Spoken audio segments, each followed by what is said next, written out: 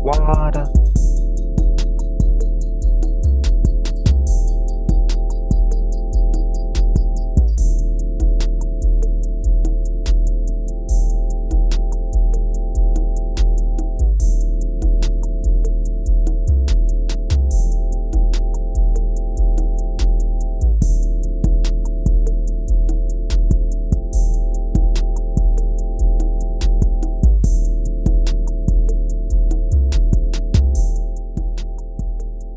Wow. Hey, pura vida, mi gente. How you guys doing?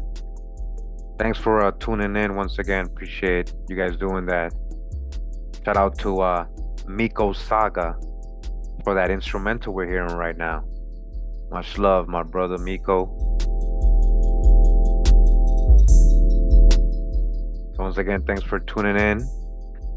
Today we're just gonna it's like a refresher, really. We've gone over a lot of this information already, just more corroboration from other researchers and previous scholars, authors of books, and anthropologists, I guess you can call them. We're gonna get into a specific book today. A lot of people know this book. A lot of people know this author. He has a lot of good drop. We pull out the babies, like always. We pull out the diamonds, the jewels. We pull out the good stuff, but we also got to touch a lot of hijack a lot of the times, guys, in between a lot of that good stuff. And what I mean is, I'm talking about J.A. Rogers, and we're gonna read one of his books. He has a very Afrocentric, Pan-African kind of historical view of things.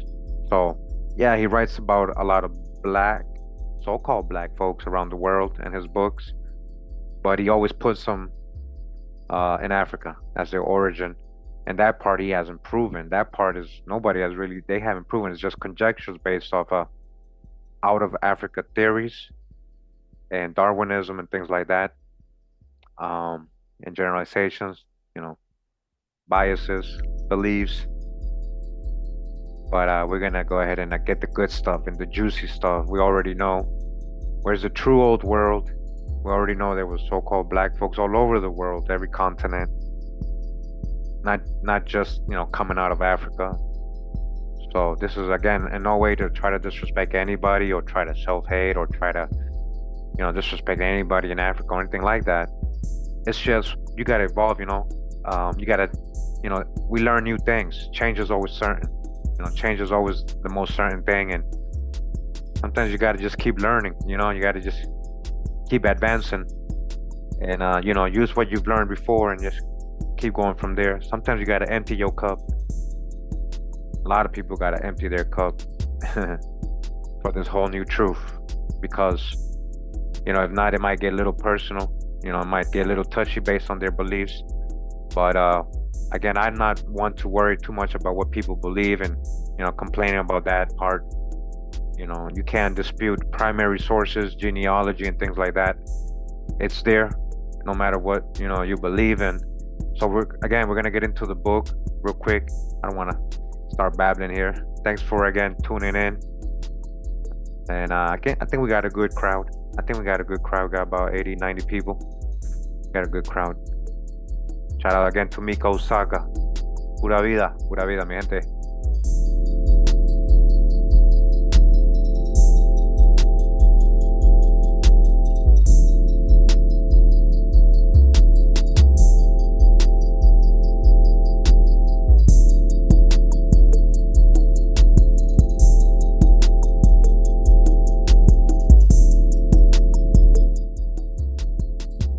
Yeah.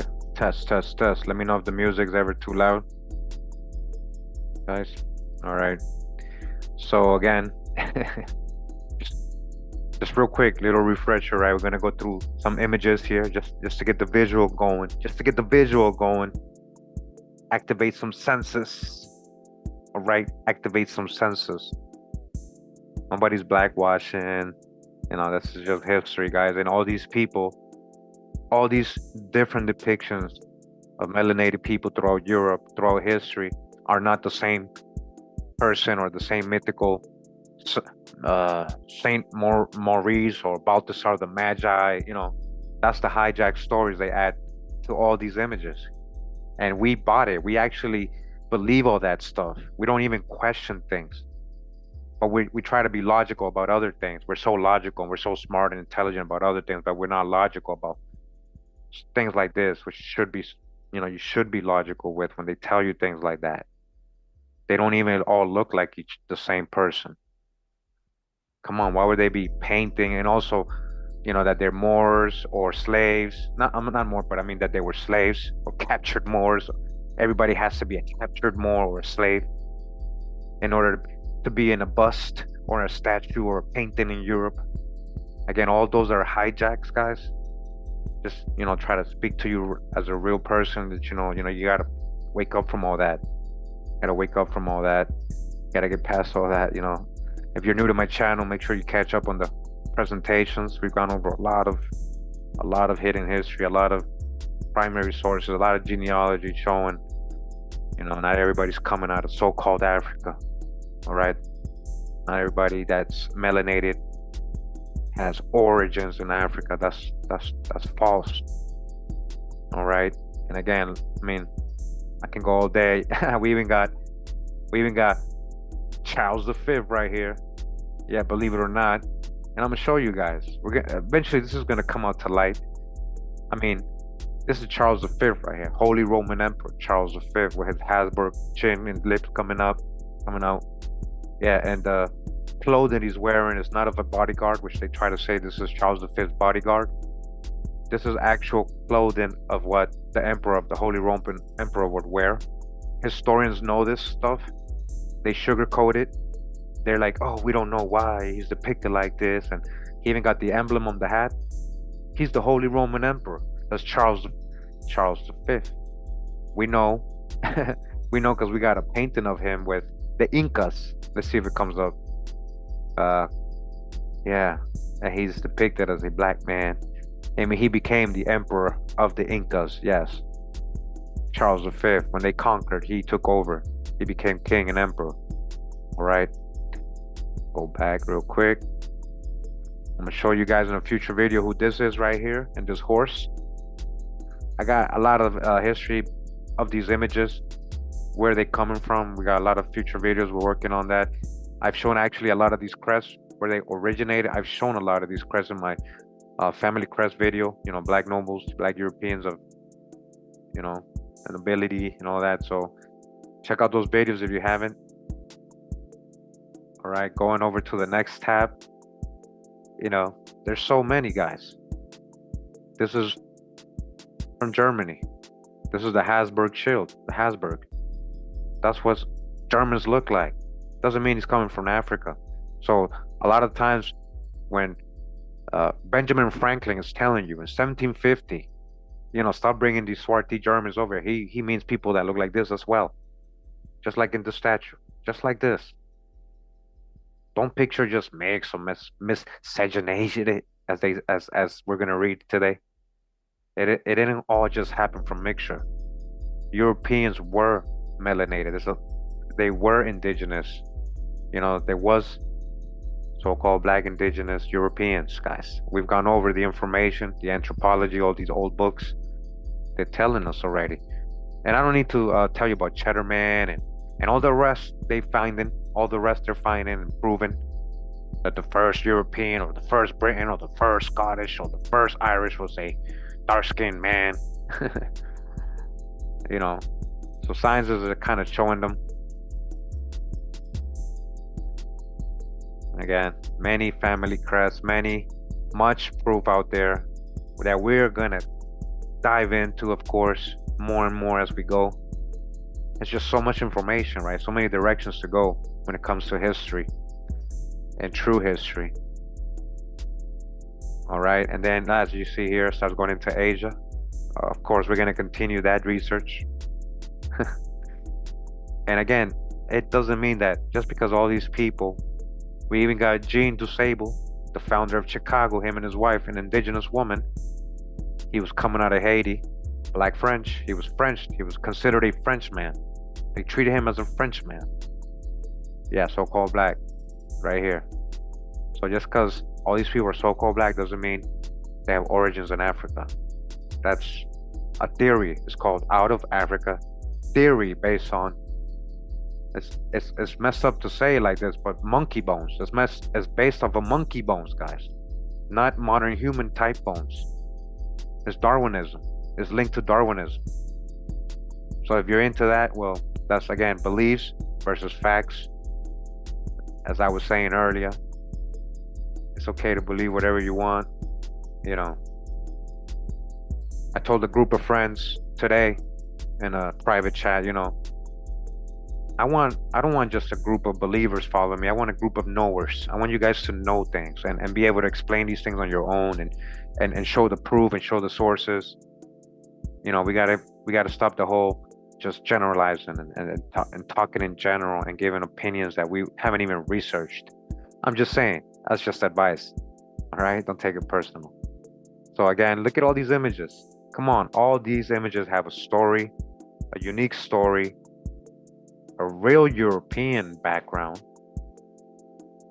Don't just think these are slaves from Africa or people came from Africa mixed in with Europeans, because that's kind of the theme of what J.A. Rogers kind of tries to go with, and a lot of these old school Pan-African scholars that we grew up with reading. It's so very Afrocentric, and that again, that part has not been proven.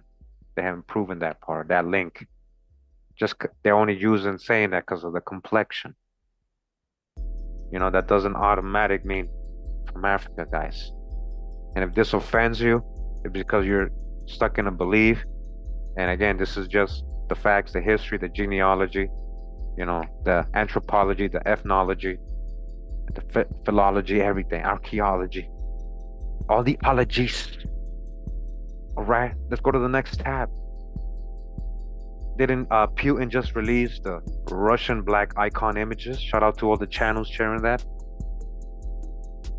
Didn't he just release that? It's not just me and Putin blackwashing. Yeah. You guys see? So you guys got your senses going already? Just wanted to kind of get that going before we start reading. All right. So if your goal is to unite people, just first thing you got to do is not call them black or Latino. That's the very first thing. I know it's hard, and you may be like, but what do you know what I mean? No, it's literal. It's all that is psychological. We keep saying it. We keep repeating their tags and misclassifications.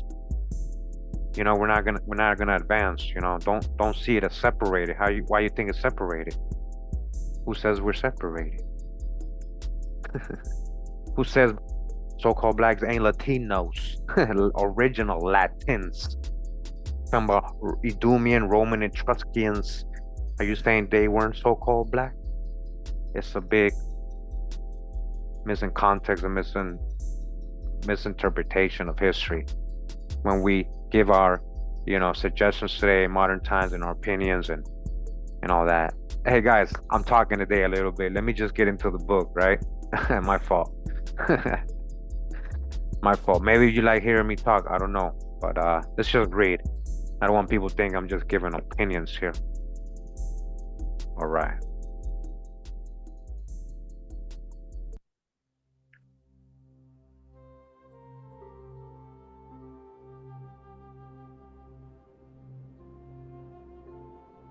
Are they the sons of Japhet? What are you talking about, man? Like, you gotta understand that Europe was inhabited by many different nations, guys, not one peoples. Just like the Americas. We gotta stop generalizing. I just said that. Yeah, they were there, it seems, at first, a lot of the Japhet descendants, but not only. The history keeps going. The history keeps going. You gotta keep going with the history. There's been wars, people come, the Trois de Danann and all that, they drive them out, the Furgons and Bourbons, all that. So, sex and race. These are the books we're going to get into today.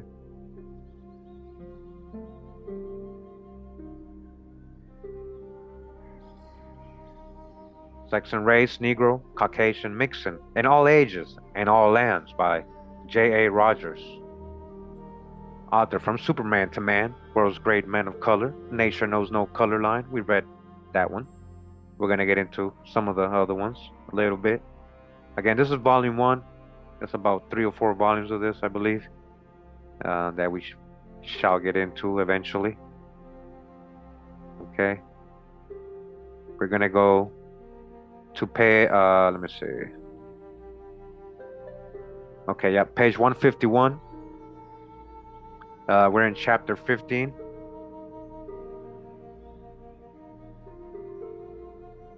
Okay. What do I think about the Russian black icons? That's history. So I don't know. What do you mean? That's just history. It just proves what we're saying. So guys, I can't really answer questions because I'm gonna be reading. So if you ask something and I don't answer, it's not because I can't. I can't. I'm gonna start reading right now, so I'm not gonna be able to see the chat a little bit. All right. Okay. Let me lower the music because yeah, see on my end sometimes it sounds loud, but it's not. So hopefully that's better.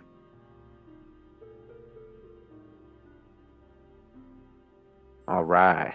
Read on. Read on. He's like, hurry up, man. Hey, hey, man. If you're in a rush today, hey, it might not be the day. Yeah, because I'm not feeling like rushing. So it says here miscegenation in Spain, Portugal, and Italy. Right? So again, the author and everybody else in the world kinda, we're indoctrinated to think that black Europeans are only there, that there was only black Europeans in colonial times or in these kind of times because of mixing, right? Admixture between two different races, and then okay, and then we got all these mulattoes and black folks. But again, we've already shown that there was original peoples to these lands that would be considered Negro or so-called black today. That's just fact. So it says southern Spain and Portugal are in a reality Negroid lands, all right? Negroid lands. They are only geographically European. Napoleon was pretty nearly right when he said Africa began at the Pyrenees. Again, so with the Afrocentric kind of view, meaning they're saying there's only black because they must have come from Africa, right? But watch what he's going to say. Watch what he's going to say. It says the oldest skulls found in the peninsula are Negroid. So again, they're finding skulls there, not people migrating there. This is especially true of one of Mongem, Portugal, which is one of the earliest of the present human type yet discovered. Other Negro peoples have come in since that distant time, but the original Negro type persists. Again, he said, others have come, but the original Negro type persists. There was already a so-called Negro people there in Portugal. They didn't come from Africa. As G. Young says, it is easy to recognize not only the imported Negro type, but also a type generally confused with him. What do you mean confused with him? The aboriginal Negroid Iberian. All right? The aboriginal Portuguese is what he's trying to tell you. The aboriginal Spaniard, people from that land, original to that land, inhabitants. Not coming out of Africa, a different so-called type of Negroes, what he's saying. Confused with the one that's coming in. All right? 1 second, guys.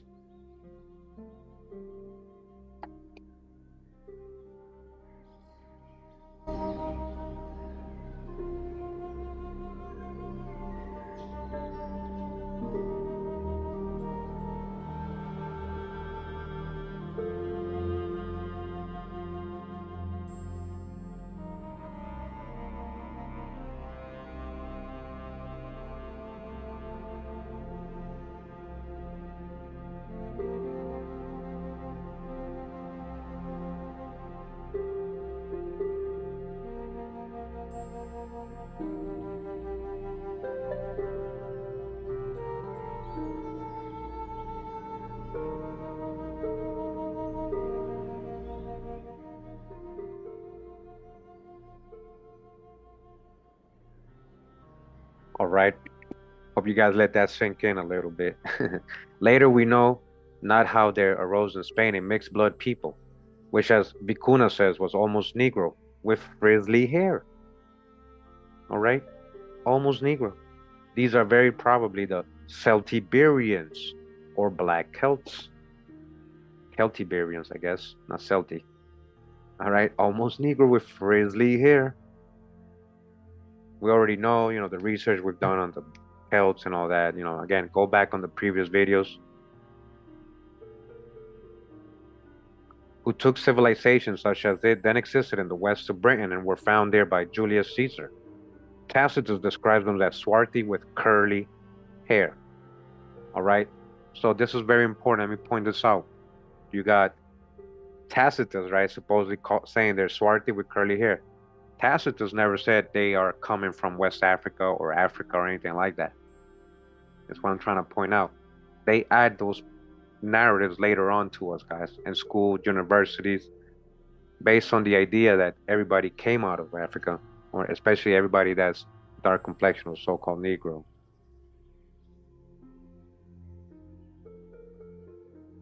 The present oldest race of the peninsula are the Basque, the mystery race of Europe.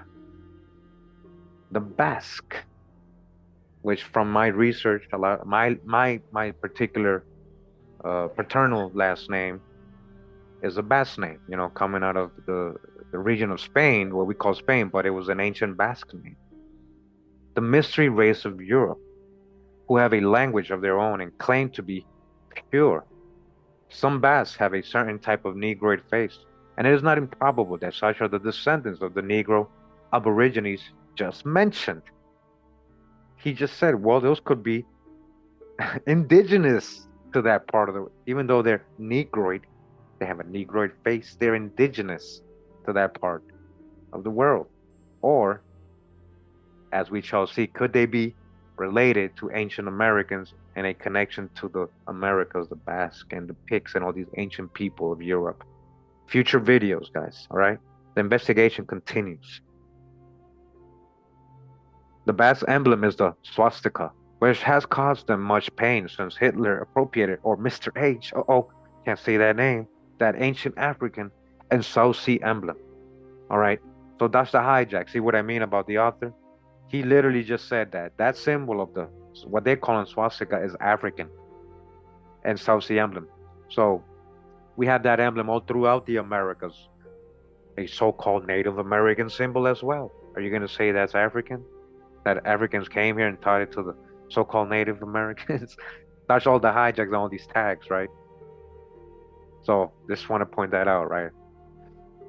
I have seen signs in Basque, shop windows, disclaiming connection with Mr. H, and pointing out that the Basque used the swastika thousands of years before him, just like in the Americas.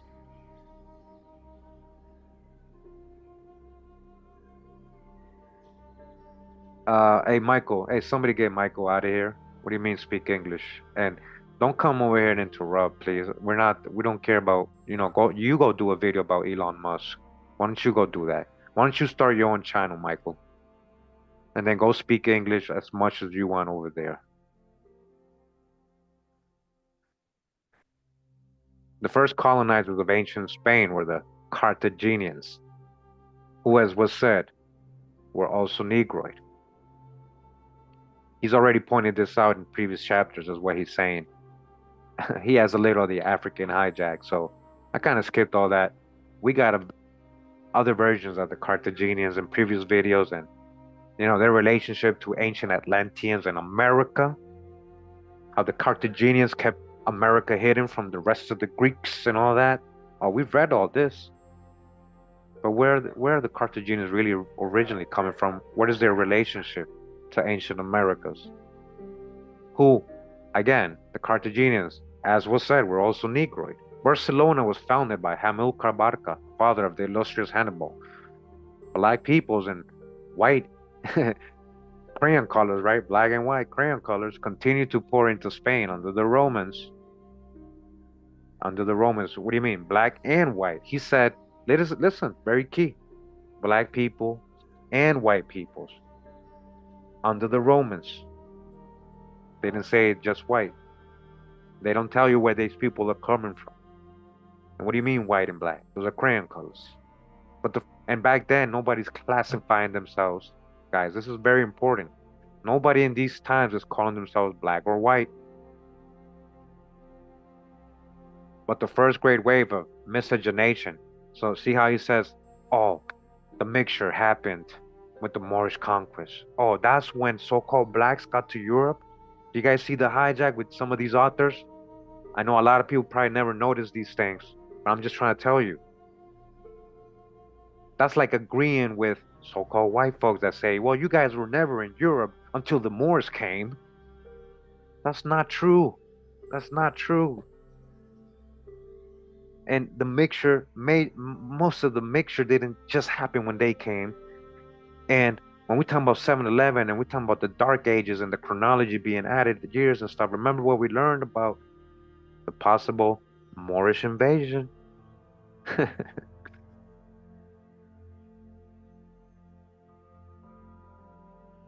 So in 7-Eleven AD, he's saying that's probably when they all mixed because the Moors came, the black folks from, Africa came and mixed with all the white people. That's what they're saying. Under the leadership of a Negro slave, Tariq, and of course, always got to be a slave, right? Tariq, who gave his name, as was said, to Gibraltar. The rulers of Spain were then the Visigoths, a white Germanic race. Okay, well, what do they mean by that? Were all the Visigoths pale skinned? Is that where we're all gonna just accept like 100%, and we're gonna just believe it and just say, "Yup, they have to be the white race. They have to be." I ain't no Visigoth. I ain't no Moravian. I ain't no Visigoth. I ain't no Saxon. Again, these are all conjectures. That's what I'm trying to say. And splitting history into our modern concepts of black and white is going to lead you down the wrong historical path, guys. Like understanding of history and of ethnicity and of ethnology, anthropology. Okay?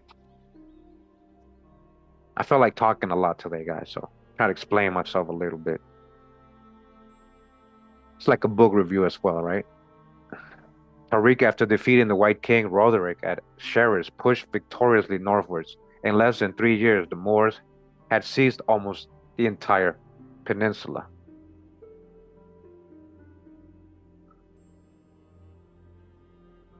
Other waves of African invasions followed. Now you see, everything is coming out of Africa, according to J.A. Rogers. Afrocentric view. Only because of their complexion or because they're being called black or known to be so-called Negro peoples he's talking about. How do you know a lot of these so-called Negro people didn't come from the Americas? It's what I've been trying to say the whole time. A lot of them did. A lot of these Iberians did. We've shown the history, we've shown the corroboration, the research of why we're saying that. Where is Atlantis? We were navigators. Got to understand the history of these people and their legends, where they say they're coming from. In 1086 came a people from Upper Senegal that was almost purely Negro. They were the Almoravids, a religious sect, how it says. The Almoravids were Berbers and were largely mingled with pure Negroes. Yusuf, their leader, was himself a Negro. The routed cart of Moorish work describes him. So, like, you see, like, why do you have to explain that these are Negroes? Wouldn't they all be if they're coming from Africa? This is okay. Just trying to something to think about. What? So, as having woolly hair and being brown in color.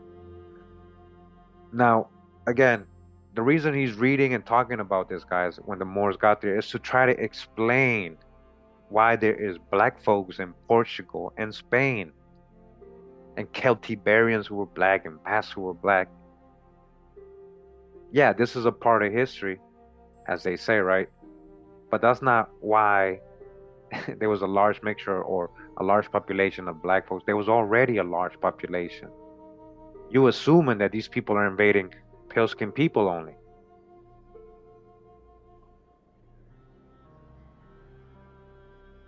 So As you guys can see, for the next 8th century, Moors and Germans with other incoming whites and blacks mingled their blood in the peninsula. Germans were black too. Remember what Benjamin Franklin said. So, you know, he's putting Germans here as white. This is what I'm trying to say. He's still in that paradigm of splitting people up in crayon colors, and Germans have to be white, and anybody not called Negro black has to be from Africa, and that's not correct, right? And we've been reading these books. We've been reading these books, and oh yeah, it all sounds beautiful to our ears, especially if you're Pan-African. You got an Afrocentric belief as well. But now that we're waking up and reading the actual sources on our own, interpreting the information and seeing and doing our genealogy, and realizing there was so-called black or Negro people in the Americas way before any Columbus or, supposedly any Africans went there. That's all that hasn't even been proven, the African part. Hey, Boss Gaddafi, man, I really appreciate you, man. Much love and respect. Thank you. Thank you very much. So, the Moors have left an ineffaceable mark on Spanish and Portuguese physiognomy, art, language, and music, especially the latter. All right, so you want to give all the credit to this invasion. Who were the people before that? Remember what we read in my videos, the series False Chronology, about how they were giving credit of the architecture and everything when this matches older stuff too. At Granada, on a mountainside facing the Alhambra, are still the tunneled out homes of the Negro guards of the Moorish sultans with the words Barrancos de los Negros, barracks of the Negroes. Some of the barrancos are inhabited by dark-skinned people who are said to be gypsies. So-called dark-skinned gypsies, huh? Like, hey, check out my gypsy video in the history. The word gypsy comes from Egyptian. We went over this. That's what I'm saying. But the reason they don't believe this, historians and people, they think this is like, oh, that's just a confusion or a tale. It's because they're thinking modern day Egypt, not ancient Egypt. Coming out of Egypt. Didn't Israelites come out of Egypt, guys? Hold up. Exodus, you're coming out of Egypt, you might be labeled an Egyptian. This is what I explained in a lot of my previous videos. Egyptian, huh? Gypsy. Because check out my previous videos on the gypsies. A lot of so-called different peoples were being referred to as gypsies. A lot of the pigs, these dark-skinned pigs in Scotland, Ireland, a lot of these people, hey, much love and respect, House of Saint. Thank you. So, dark-skinned people, gypsies, the word gypsy comes from Egyptian, because they came out of America, the true ancient Egypt in ancient times. Yes. Towards the end of the 14th century, Moorish power began to decline. And in 1492, the year of America's discovery, the Moors were overwhelmed by the white armies of Ferdinand and Isabella. Dodge the hijack. Ferdinand and Isabella weren't so-called white.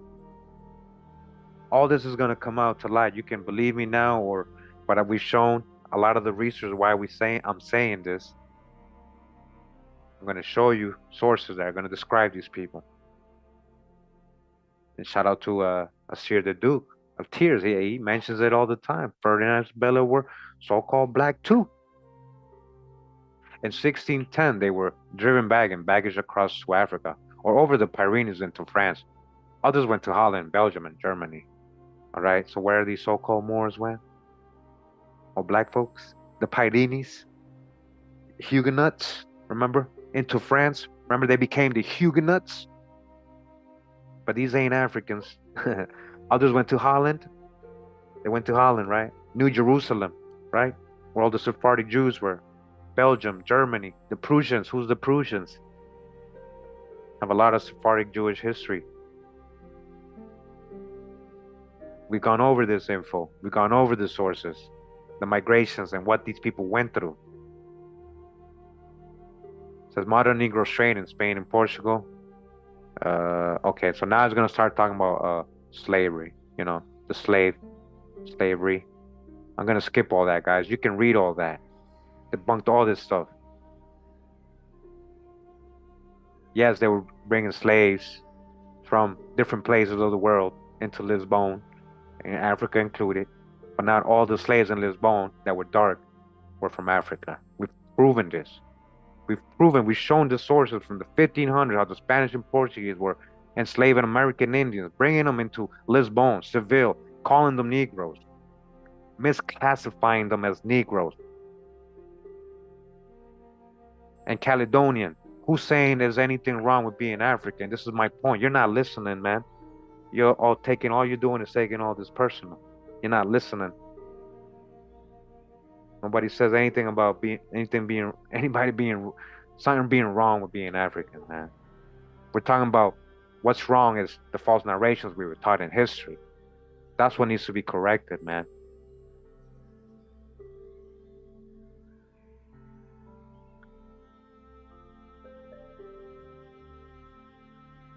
Yeah. Yeah. For the next centuries after slavery, right? Okay. For the next century, the Negroes came in droves to take the place of the Moors and Jews who had also been expelled. So more Negroes came after they expelled Moors and Jews. So I thought Moors and Jews were so-called Negroes. Well, the Sephardic Jews we know. All right. Soon, whole provinces of Portugal, especially the southern one of Algarve, became black. This is what they want you to think that it became. It was always so-called black. It was always so-called black. This is what I'm trying to tell you guys. That's the hijack. That has nothing to do with hating on people from Africa, telling the truth. Come on. Let's grow up, man. Try to pay attention. Get over the feelings. We're doing historical research here. This ain't a blog. This ain't just one of those channels where people are just talking, giving opinions. We put in a lot of work. We show a lot of historical sources. Give me my due diligence. Been here 7 years trying to show you guys something, and it's not just me talking. Give me a little credit after all these years, after all these sources, and try to pay attention.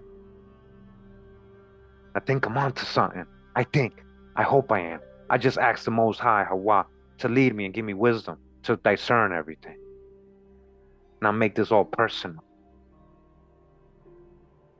So again, it was always so-called black. Lisbon, the capital itself, again, Lisbon was more black than white. Was more black than white in the 16th century. Of course it was. Amalgamation went on so freely that in time, even the royal family was more Negro than white. So again, look what he's saying. He's saying the only reason the royal family was so-called black is because of what? Amalgamation? That's not true. Break that spell out of that thought. That's wrong. That's wrong thinking. That's not correct. That's not correct. Show me their genealogy. Prove to me that these people are so-called black nobles or royalty because they mix with an African. Prove that.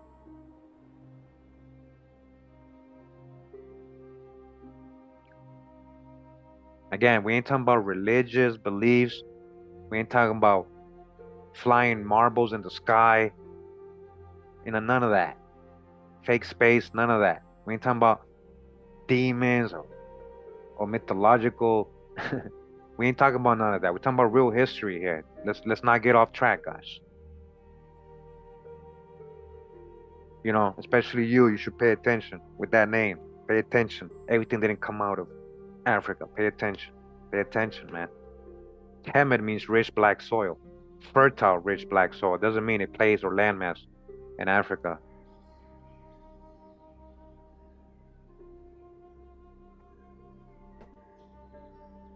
So again, they're not just black because of amalgamation. They were so-called black, or people with melanation.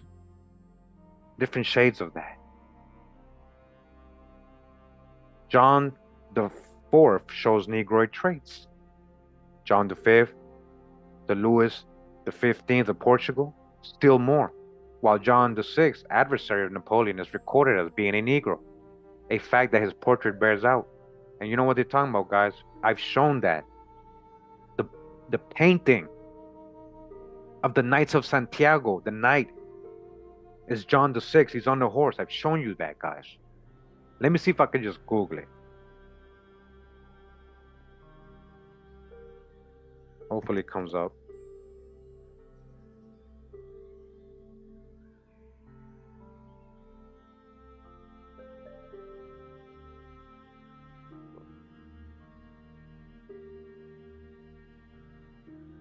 And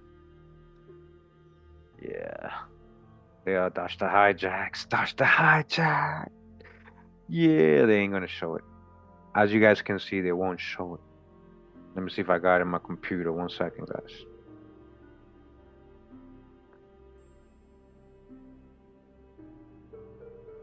I do. Yes, I do. Of course I got this on my computer. Of course I got this in my computer.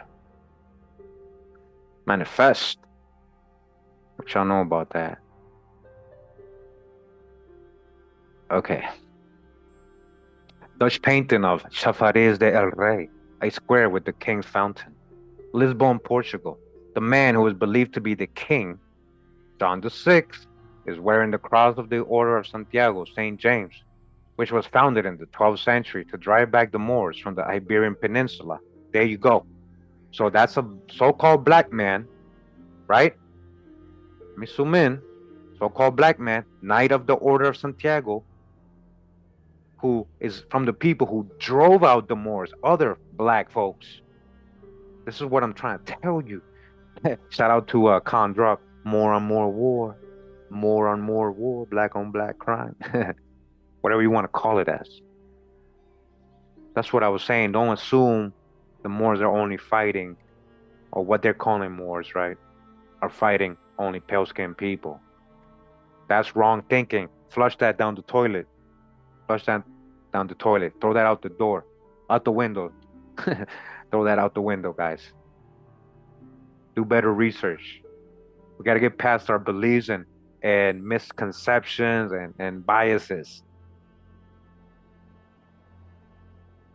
All right, let's go back to the book.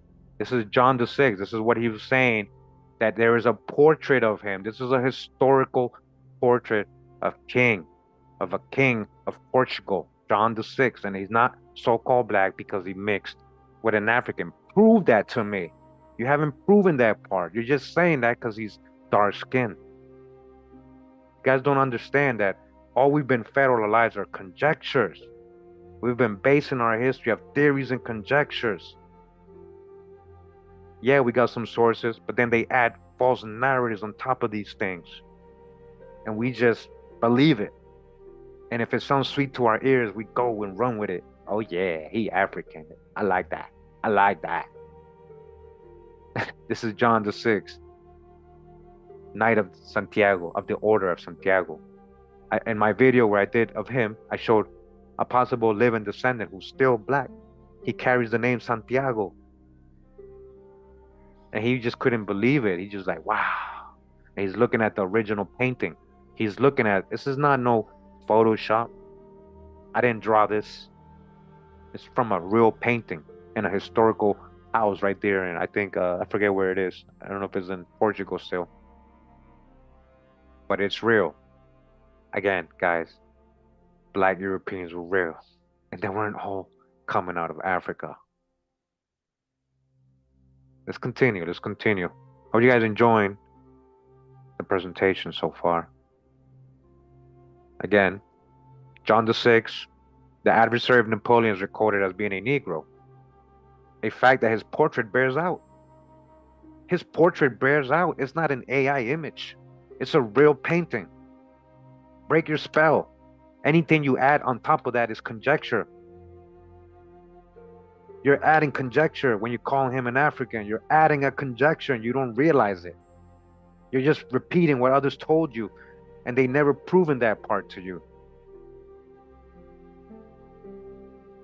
The Duchess de Abrantes, wife of the French ambassador of the court of John VI, and a leading writer of the time, says of him, his enormous head, listen, with its Negro hair, his enormous head, with its Negro hair, one more time, let's run it back, his enormous head with his Negro hair, John VI, Knight of the Order of Santiago.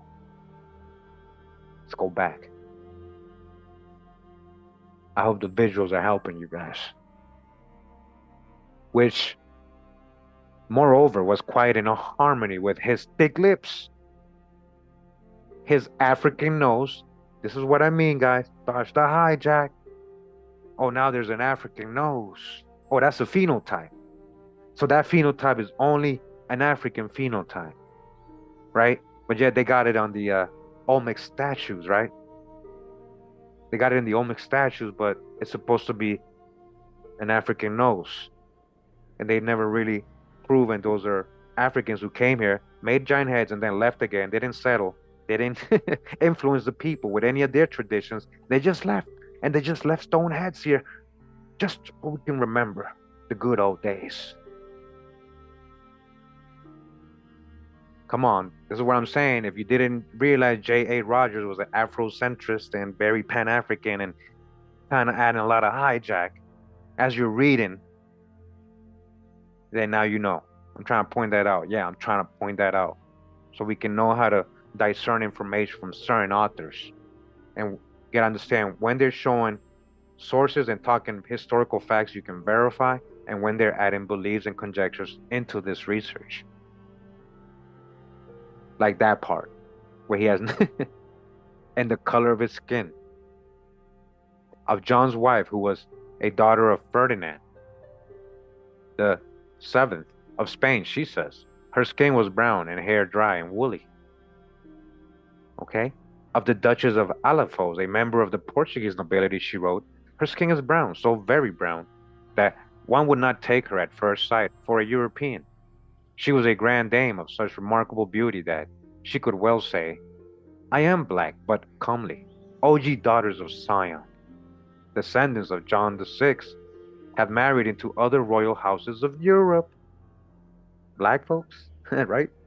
The Duchess de Abrantes says that she was struck by the Negroid appearance of the Portuguese. Remember what we learned about the Portuguese in previous videos, guys? Come on. Come on.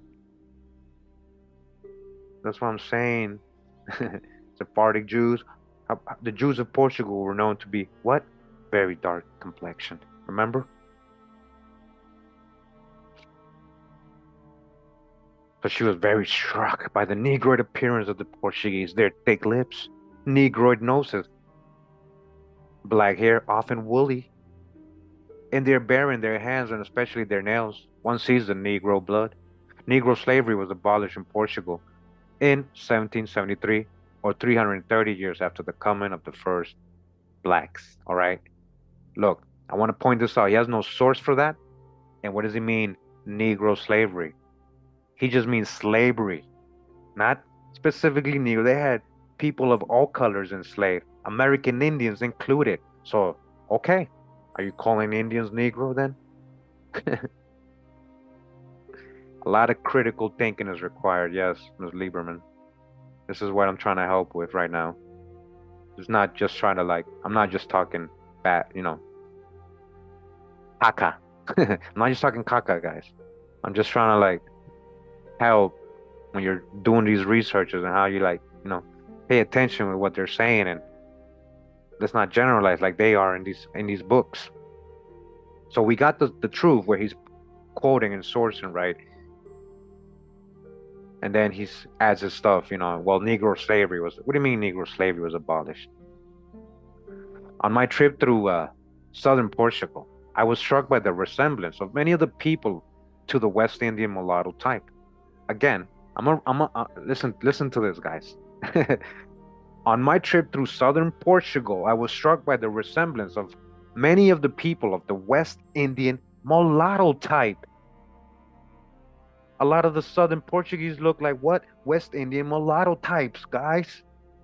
Some degree of race mixing still goes on with natives from Africa and the Cape Verdes. Dodge the hijack. Check out my video on Huda.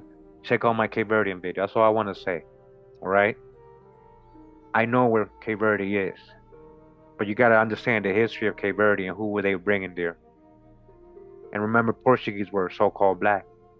So they didn't become black because they're mixed with Africans and Portuguese. The Portuguese were black, so that story don't fit. That story don't fit. Cape Verdeans, I'll tell you in general, guys. Spoiler alert from my video. American Indians and the black Portuguese, the Sephardic Jews and Moors. That's who mainly Cape Verdeans are. Criollos. Yeah. On my trip through, again, so something, all right, we read that. Negro slavery also flourished in southern Spain. It was from Seville that the first Negro slaves to the New World were taken in 1502. Body bag for the illusion. That was a big one right there. If you don't understand, family. Wait, hold up. wait, Kurimeo. Are you telling me it wasn't from West Africa? No. In reality, the first so-called Negro slave, right, was taken or came out of Seville, Spain, not West Africa. Do you guys understand who was in Seville? Do you guys know what year Columbus? We're talking about a Negro was taken out in 1502, right? 1502, right, guys? Let's do the math. When did Columbus go to Americas? 1492, supposedly, right? How many years is that? How many years is that? You guys got the math? 10 years, right?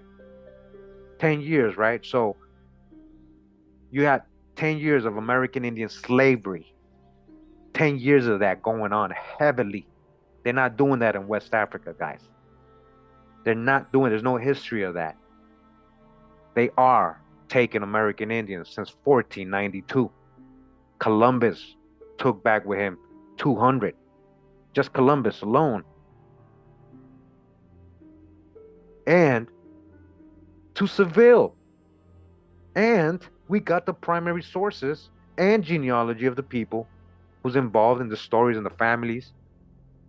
That a lot of American Indians from West Indies, the East Coast, the Southeast, and a lot of the Newfoundland people, the Botog, a lot of the Newfoundland Indians. Remember, guys, we've gone over the primary sources. Were taken enslaved to Seville, and there they were being called Negroes, reclassified as Negroes. So again, I'm gonna read this back to you, knowing that. Now that you remember that and remember that, right? You remember that, right? Now that you remember that, or now you didn't know, well, now you know that. And check out the previous videos for all the drop-in sources. Now that you know that, again, Negro slavery also flourished in southern Spain. It was from Seville that the first Negro slaves to the New World were taken in 1502. What Negroes? She talking about Willis? Only Spanish Negroes were exported. That is, hold up, wait, but I thought it was West African, Ghana. I thought your DNA test said you're from Sierra Leone, Ghana, Angola. But it was only Spanish Negroes that were exported. That is, those who had come under the influence of Christians. We've read this, guy. They were the auxiliaries a lot of the times. We've read this, these black Latinos. We've read this. Remember, a lot of these so-called black Negroes, not because they're slaves from Africa, it's because they were Sephardic Jews and Moors. And they were being kicked out, remember? They were being sent to plantations. Encomiendas, the Spanish, remember? You gotta have a context behind what you're reading. These books are outdated and very Afrocentrist. But it has a lot of good drop, right? A lot of good drop. So you didn't know, it didn't start in West Africa. And then what Negroes? Show me each person you're talking about. Show me the individual you're talking about calling a Negro. Let me know who he is, what his ethnic background, who his parents are, who his family are. Prove it to me. Prove it to me is what I'm trying to ask you to do before you start Africanizing everybody that's dark skinned. Seville had a large number of Negroes. They were calling Indian Negroes. Didn't they call the ones in South America Negros de Terra? Right? Shout out to Jack Forbes, Africans and Native Americans. Right? They were calling Negroes. A American Indians from Newfoundland, Negroes in Seville, and they're being sold as Negroes in Seville.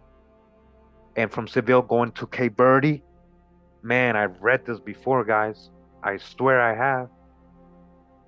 I've shown you the story. I've shown you the research. Let's put it all together now. It's time to get past the whole West African slave trade. Let's tell a real story. Real people went through a middle passage. There is a middle passage, but you're just looking at the wrong source for the so-called slaves. Yeah, that happened too, but not like they told us. It was more in reverse.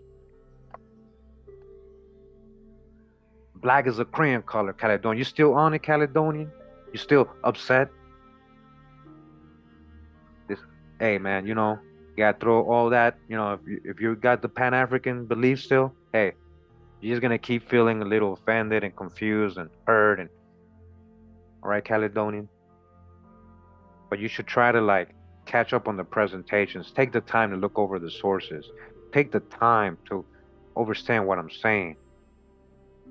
And thank you, James. Thank you for correcting Caledonian. Damn. People still calling themselves a crayon. Can you believe that? Yeah. So Seville had a large number of Negroes. Of course it did. Who lived in what is now the Barrio Carmona. These blacks, so-called blacks, had government of their own under a Negro count. These so-called blacks, right? But in reality, Ferdinand and Isabella is so-called blacks too. So what do you mean they had their own? You see how he's trying to separate it like everybody else is white and everybody else lives under a white ruler or white count? Get that concept out your head. Juan de Valladolid, El Conde Negro, all right? Oh, we're probably gonna have a future video of El Conde Negro. Oh yeah, that's him right here. I actually was planning a video on him. Just to prove to you that there is no history of him having any African ancestry. Even though they try to say he's some free black. So a street in the quarter still bears his name. The people of southern Spain still show evidences of their Negro ancestry. The people, and some of the dark-eyed senoritas remind one of those of Cuba. Incidentally, there is some American Indian strain. Hello.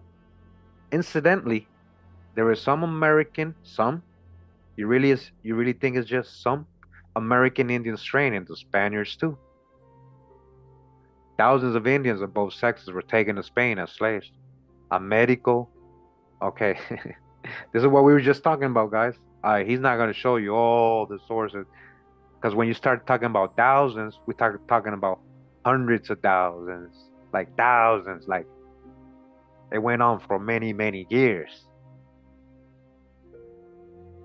And again, check out my series, The Real Slave Trade. I have the sources in case you're interested.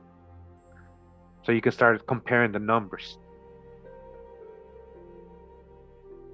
Thousands of Indians of both sexes were taken to Spain as slaves, all right.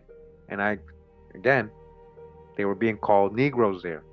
So when you're saying you brought Negroes in 1502, what Negroes? Americo Vespucius took 222 of them to Cadiz, all right. Vespucci, Albert, remember his name is Albert. Amerigo, it's not Amerigo, it's Albert. Alberico. It was Alberico. Albert. I got the video on that. Yeah, I got a video on that too. He took 222 Indians as slaves to Cadiz, Spain in 1498 and sold them there. Sold. Could they have ended up in Cape Verde? And then from Cape Verde back to the Americas? Yes, this happened a lot, and this is what I'm trying to explain to you.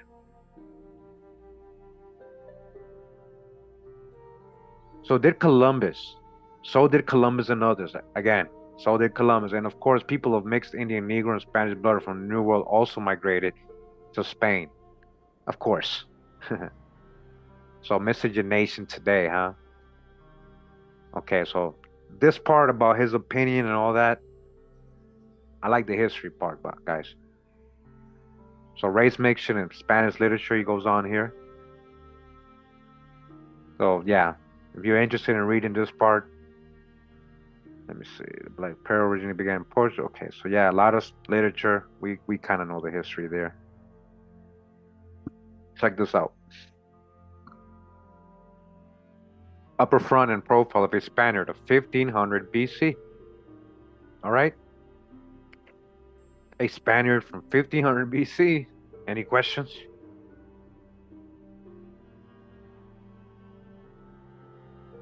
Probably the ancestral type of the Silurs or Western Britons, not Africans. Who's the Silurs? Oh man, we got so much drop on this in previous videos too. The Western Britons, and we're not stopping with that drop. We got a lot more coming, a lot more. All right, let's go back. Related to who? Western Britons. Silurs. The Silurs historically were described as dark-skinned people everywhere in most sources, guys.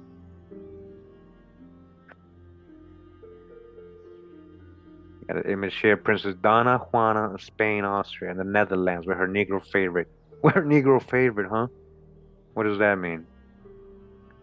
Look at the hand. So a lot of these are very subliminal, these paintings, you know? Very subliminal.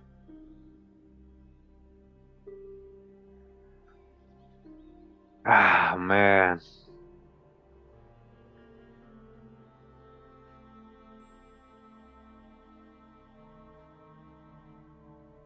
Why does Caledonian in the chat think that we don't love Africans because we're teaching true history?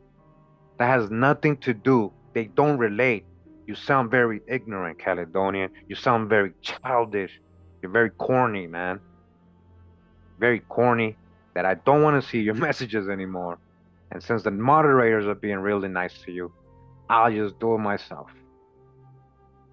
You're being very stubborn and you're taking this personal and you're putting words in my mouth. I don't hate Africans, man. I'm gonna just time you out for 24 hours. Maybe you'll come back with some more understanding. Okay. Thank you. Anybody else hurt? Anybody got any words? Anybody, any other Pan-Africans? Feel free to speak right now. You're so in tune with your belief. Go ahead and be brave and speak right now. Wait. Yeah, that's a fake account for sure. You already know. Hey, James, you already know, man. I ain't talking bad about my motives. I'm just messing with, that my motives are trying to be respectful too. I understand. I ain't trying to just block everybody like people think. But yeah. Okay. Let's see what we missed up here. More some Portuguese greatest men of Negro ancestry, Antonio Vieira. Okay, moreover, some of Portugal's greatest men were of Negro ancestry. One of them, Antonio Vieira, was her greatest orator, her greatest prose writer, and her noblest soul. Vieira, whose grandmother was a Negro domestic, defied the Portuguese Inquisition. All right, so she was probably Sephardic Jew or Moorish or Muslim. That's why she's going against the Inquisition, not because she's African. We're seeing his dark skin and frizzly hair. Thought it could outlaw him by proving that he was of heretical blood, that is, Moorish or Jewish. Heretical blood, Moorish or Jewish. So it was a religion thing. Moorish and Jewish versus Catholics. Not black versus white. It started an investigation which revealed that Vieira came of nothing more dangerous than Negro stock. This was not considered tainted as it was Christian, and Vieira's foes were discomfited. For years, Vieira preached for the Pope. The roving Queen Christina of Sweden was enamored of him. Incidentally, other Negroes have preached for the Pope in St. Peter's, since one of them being Father Gladstone Wilson of Jamaica, West Indies in 1939. Okay, see, now he's getting modern. So many so-called black popes, he's saying that people are working under. No, a lot of the popes were so-called black. All right. Do I have to remind you of who the Pope was kissing? Whose feet was the Pope's kissing? South Sudanese leaders? Or who are they really in ancient times? these South Sudanese leaders that he's kissing the feet of. A pope. Yes. Okay. Sorry, I want to get to the history, but here we go. Italy. Oh, the Portugal itself. Beckford was an Englishman, the owner of slaves in Jamaica. Okay. Italy. Doesn't mean he was white because he had slaves in Jamaica. Italy. The Moors also dominated parts of Italy. The Moors. See, now everybody that's so-called black is supposedly a Moor, you know. And also, there's a bit of a generalization. That's what I'm saying. Again, black folks didn't exist in Italy only because Moors came and mixed in. This is what he's trying to say. So I'm trying to break down to you guys. That's the hijack. In 846 AD, they laid siege to Rome. In 878, they captured Sicily from Normans. Normans were so-called black. We got the anthropological research. And Rome, who's the true Romans? Idumeans. You think all Idumeans and Etruscans and all these people were pale skin only? Man, I'm talking to the author, right? I'm being sarcastic. And in 898, defeated Otto II of Germany in South Italy. As in Spain, they mixed their blood with that of the native Italians, who at this period had a large infusion of German blood, due to the invasion of the Goths and Vandals, German. So they trying to say white. Negro slavery of the 15th century from Spain and Portugal also spread into Italy. So now he's saying this is another reason why people in Italy are black, because slaves were sent there from Africa. No, no, get that thinking out your head. They were already indigenous, he called it earlier aboriginal Italians there. We've gone over the anthropological books. Come on, man. And they're just gonna keep finding skulls and bones that's gonna keep proving it that these people were Swarty in all these areas. So it's in the noble families, right? The Italian leading families, including the most illustrious royal family of the times, the Medicis, okay? Again, future video, I'm gonna show the sources these people described as black folks. And primary sources, the faces of some of the Medici as given in Regia Familiae Medicorum Etruria are undoubtedly Negroid. So again, this is the hijack I want to point out. So again, he started talking about Moors invading and slavery, right? African slavery. And then he starts talking about the black Medicis like that's why they're black, and that's not the reason they're black. So that's the hijack. You try to prep us and add some Afrocentrist ideas into us, but that ain't gonna work in 2024. I hope it doesn't work in 2024 for you guys. I hope we're past that. I hope we're past that. Yeah, the Medicis, yeah. Doesn't mean they were from Africa. Are undoubtedly Negroid, all right? This family were undoubtedly Negroid, especially that of Cosimo III and his son Gian Castone, who bears a striking resemblance to the great Negro novelist Alexander Dumas. Charles II of England came of this stock. Didn't I just do a video of Charles II, so swarty, the other day, guys? Didn't I just do that?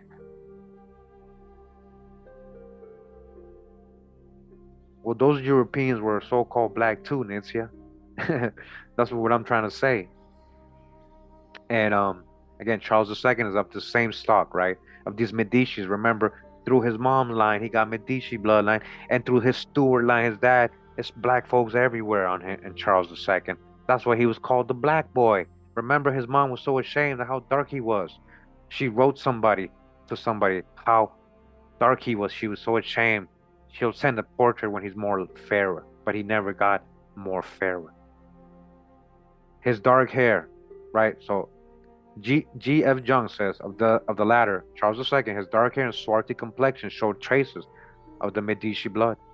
So they're trying to say that Charles, remember, he was only black because of the Medici part, which proves that they were black, but that's not the only reason he was so-called black. One of the Medicis, Alessandro the Moor, just like Ludovico Sforza the Moor, remember yesterday's video? First reigning Duke of Florence, actually had a Negro mother. Oh, really? And his dad is supposed to be a pale-skinned person? The latter, who was in the service of the Pope's aunt, was the wife of a mule driver.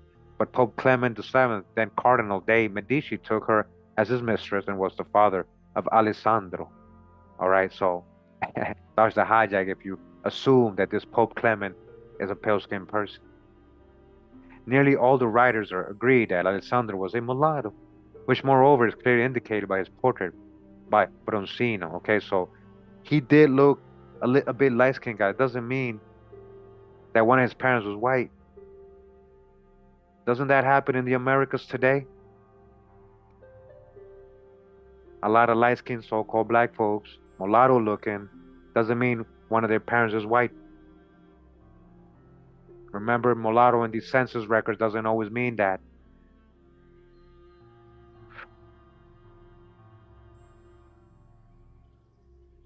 Which moreover is clearly indicated by his portrait of Bronzino. The Encyclopedia Italiana says his color, his lips, and his hair revealed his Negro strain. Gino Capone, Italian historian, says that his mother was a Moorish or mulatto slave, una Shiva Mora or mulata, and that Alessandro had a dark skin, thick lips, and woolly hair. La pelle scura, la labbra grossi, e cabello crespi. All right? La pelle scura, la labbra grossi, e capello crespi. All right? In case you speak Italian. Benvenuto Cellini, who worked for Alessandro, says, as do several others, that everyone believed that Alessandro was the son of the Pope. Alessandro married Margaret, daughter of Charles V. Charles V, a swarthy man, so she must have been a swarthy person as well. Charles V is his father-in-law, meaning his wife was most likely a swarthy person as well, just like him. It's all swarthy folks. That's what I'm trying to tell you. When you really start doing the research and realizing all these people are so-called swarthy or black. A little melanated here and there. It doesn't always mean biracial mulatto. It doesn't always, especially in historical documents. You got to throw that out the window too. We know what they tell us today. We know what they tell us today that it supposedly means and what it may apply to the people today. But that's not what it always meant in history. And we have much primary sources proving what I'm saying. How they're naming many people mulattoes without any so-called African blood. Right? American Indians, mulatto.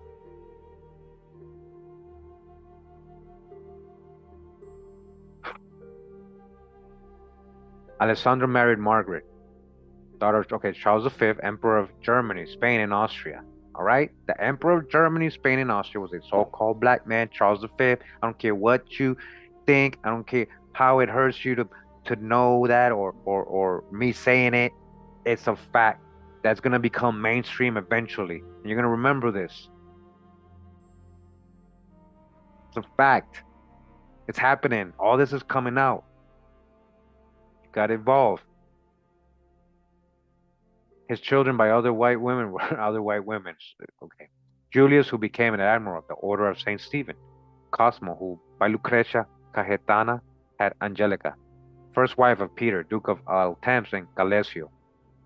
Alessandro also had two natural daughters, one Julia, who was twice married, first to Francesco Cantelmo, Duke of Popola, and secondly to Bernardo de Medina, Baron of Ottogano. From this latter marriage descended the princes of that line. Portia, the other daughter, became a nun. Staley reports yet another daughter who married Francesco de Bartolomei. Another great Italian who was most likely of Negro ancestry was Ludovico de Moor. There we go. Duke of Milan. That's what my video from yesterday is about. Go check it out. Foremost member of the powerful Sforza family.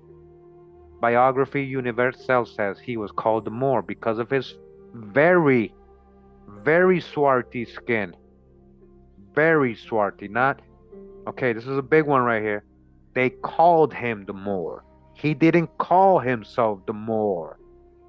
They called him the Moor because of his very swarthy skin, not because he was a so-called. Brantôme tells of another love affair in high life with a Negro, a beautiful grand dame of Naples, who had a Negro slave, the ugliest in the world. her groom, her lover, whose ugliness and odd appearance made him beloved by her. All right? Remember, American Indians are being sent to these places and being classified as Negroes. So, what you mean a Negro slave? Are we supposed to assume that's an African person? That's the hijack with J.A. Rogers. Stop trying to sneak that in there, J.A. Rogers. Them, let me see. All right, keep going. Oh, look at this. All right. Okay, it says Borgia of Mary de Medici, Queen of France. All right, Mary Medici. There she is. All right, you guys see that? Flip the phone a little bit. Flip the computer. Are we talking about Charles V's mom? Charles II, I mean. Noble Italian ladies and their amours with Negro slaves. Juvenal and Martial, early Roman writers, scored the fondness of the Roman matrons of their time for blackamoors, as was said.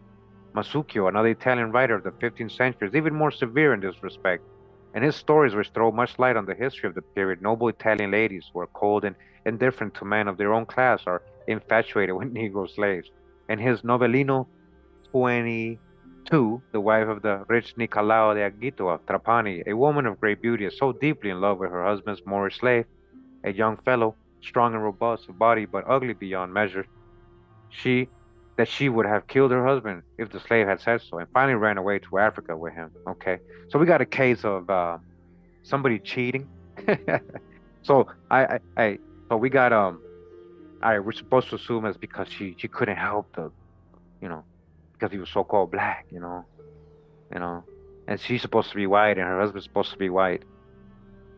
All right, I guess maybe could have been something else though. How are we to assume that it was because it was only the complexion, you know? Novellino tells of a young man who was desperately in love with a great. Okay, so these are like love stories. Hold on. Very young, beautiful woman named Jorina. All right, so you can pause it, take a screenshot if you want. There you go. I ain't trying to hide anything. It's just a lot of conjectures. Sometimes I can't just read a bunch of conjectures. I want to get to the real stuff. So, look at this. All right, this is historical stuff here. This is what I'm saying. 1 to 7 and 9 to 10 cameos from the Bibliothèque Nationale of Paris, all right? From the Bibliothèque Nationale of Paris. And then we got Attic Greek faith of the 5th century. All right, any questions? All so-called black people, right? All Negro people, right? In their historical bibliothèques. And all I'm trying to say is we can't just add the Moor or African tag to all these black Europeans, guys. They have their own story and own family lines and ancestors. Might not be so-called Moors or coming out of Africa. If you really do the research, you're gonna see that. I guarantee it. That's what I'm trying to say. We gotta get out of the beliefs only, or what they told us, and not verify what people tell us. Casanova, the world's most famous lover. Okay, so Casanova. All right, let's go on to chapter 16. You guys down to read another chapter? Or should I end it right there? Hey, Joseph, I'll be right with you, bro. It says miscegenation in Holland, Belgium, Austria, Russia, Poland. Negro strain entered Belgium and the Netherlands. The Negro strain, it entered. It was always there. They're finding the bones today, guys. It was always there. And yes, Petro, exactly. The history is still being written, guys. We're not done learning. Everything hasn't been taught. Everything is not known. And everything they taught us is not true or help us grow. We are still writing the history books.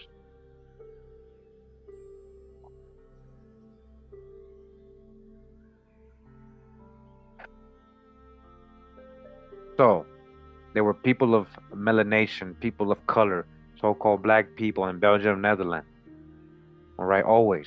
But he's saying here after the Christian era, principally through the Jews who migrated there in large numbers from Spain and Portugal. All right, but there you go. They're admitting that the Jews of Spain and Portugal were so-called black, and that's what they're saying brought the black strain into Belgium and Netherlands Christian. Again, dodge the hijack, guys, please. A lot of these Normans, Saxons, and all these other people were black folks too, Negro people, just like how you picture a West African, yes, and other type of so-called Negroes, all kinds of looks. As was said, Spain had a large number of Negroes in her armies and Negro blood in her nobility. According to a 17th century Spanish classic, El Valiente Negro in Flandes, by Andrés de Claramonte y Corroy, a Negro ex-slave, Juan de Merida, rose to the lieutenant general of the Duke of Alba, the Spanish commander in Flanders. The Spanish tinged the fair skins of the Nordics. The Spaniards tinged. Now the Spaniards are black, right? This is the whole story always that, oh, they're only black because the Spanish mixed with them. That's not true too. Throw that out the window too. It's not only because of that. The Nordics, huh?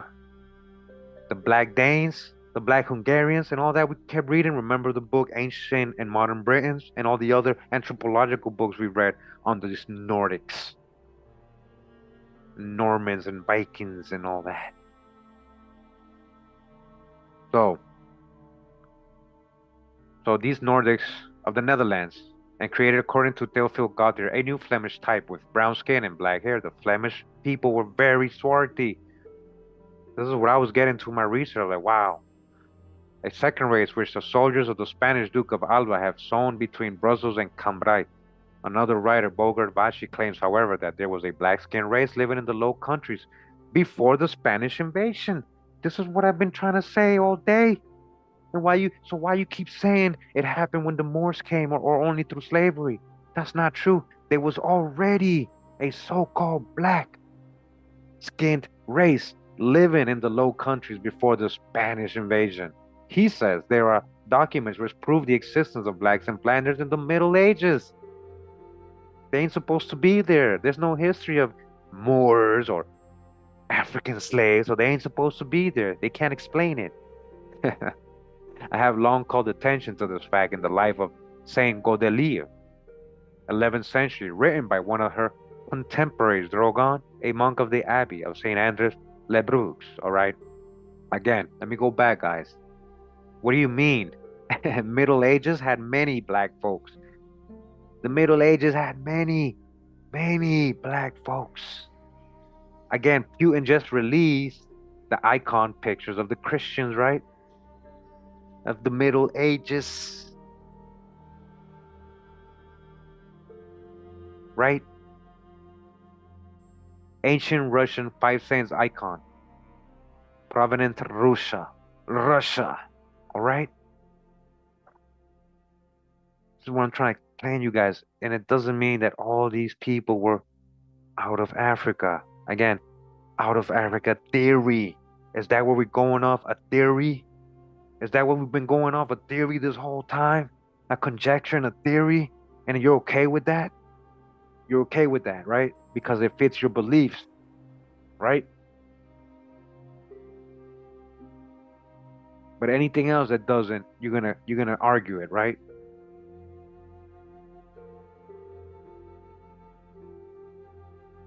All right. So what do you mean there was Negroes in the Middle Ages and Europe? Of course there were. Of course there was. Of course there was. I can go all day. I can just do videos on all these images, and I will. Why not? But that's like taking the easy route, just showing you images. I want to show you the books, the primary sources, the correlation, the genealogy. I want to show you everything.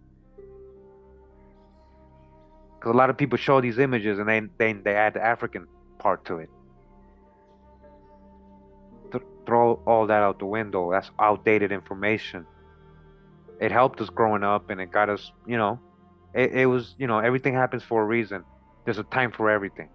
And the time right now is for you to get rid of all those beliefs and biases.